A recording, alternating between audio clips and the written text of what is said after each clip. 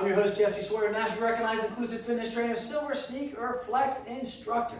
Find out more about me, visit my website, www.jessesawyer.com, and learn how to utilize science to master your fitness. Today, I'm going to be using lightweight dumbbells and a chair to give you 10 different exercises that you can do from this seated position. So if you're an instructor, or if you're just an individual at home that has been noticing atrophy, that is the reduction of muscle tone or muscle loss, then this is the place to be. And these are some of the exercises that you can do to try to attempt to reverse some of that. Now, again, you're going to need some high quality protein, and you're going to make sure that you're not doing calorie restriction to make sure you get your energy up. But resistance training is the key for reducing some of that atrophy. So I'm going to sit on the edge of that chair. I'm going to grab some lightweight dumbbells. I have a set of 5. You can use sets of 1, 2s, 3s, 4s, whatever you feel comfortable with, and then you can actively engage the muscle. That's where you want to start. So I'm going to take these dumbbells down to the side, again, sitting on the edge of that chair, tuck my belly, tuck my tailbone, and I'm going to just do a concentrated curl. I want to get length here. I don't want to shorten them. This is the shortened position. This is the lengthened position. And I'm just going to come up and I'm going to squeeze. There you go. Just like that. That is your concentrated curl in the supinated position. That's exercise number 1. Now we're going to go to exercise number 2. I'm going to turn them. I'm going to put them in a hammer position. So thumbs are going to be facing you. I'm going to come up and I'm going to go down in that lengthened position. This is the shortened position. Squeeze at the top. Take the hammer down. Squeeze at the top. Take the hammer down like you're banging on some nails.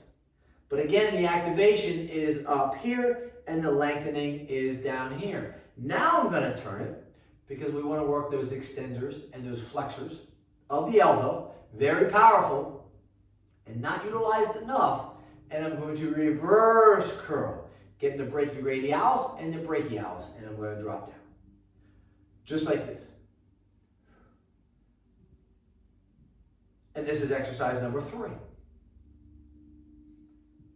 3 different bicep exercises that you can do on a regular basis from a seated position. Now, there are other adaptations and there are other angles that I can show you, but I want to go to those delts next, those deltoids, that anterior delt, that medial delt, and that posterolateral delt or that rear delt. So how do we get those? Well, the anterior delt, pretty simple. You can just come straight out in front, just an anterior lift like this. Thumbs can be up or palms can be down. You can also turn them where palms are up and lift. And that is your anterior delt, and that is exercise number 4. The next one is going to be a medial delt. I'm going to do it in a short lever position.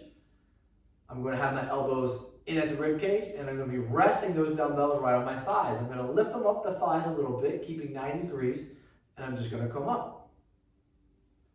That is short lever. This is exercise number 5. Side delts or medial delts. Now, for those that are more advanced, I drop them off my quadriceps or my thighs, and I go long lever. Push them out to the side. Your lateral or your medial delt. Now, there are better ways to do this exercise from not only the short lever or the long lever, but we want to get this angle and we want to include it with what we do. The next one is those rear delts. Yes, there's tricky and pesky rear delts that get really weak as we age because we, again, protract with those shoulders. So I'm going to sit on that edge just a little bit more, and I'm going to drop those weights down to my side. They are going to be in the pronated position. That means my palms are facing back. And I'm going to hinge a little, and then I'm just going to push those arms out to the side. Keep them long and strong.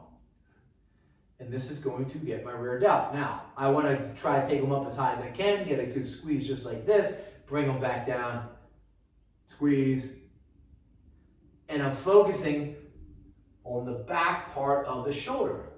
That is exercise 6, or it could be exercise 7, depending on how you're keeping the count with me today. The next exercise we're going to go to is we are going to go to a shoulder press, since we're keeping in the shoulder family. I'm going to pop them up right here, and I'm going to keep them close. This is about a 10-degree shoulder press angle.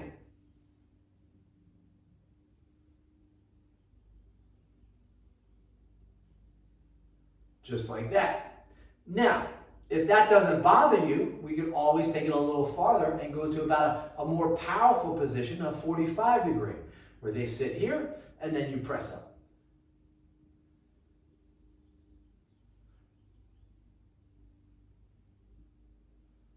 How's everybody doing at home? And then drop them down. Now, if that doesn't bother you and you can take it a step farther on this shoulder press, right? And I have no clue what number I'm up to right now. You're going to go a little wider, drop them down, and now press up like you have a broomstick or a bar in your hands. Another way to do the shoulder press.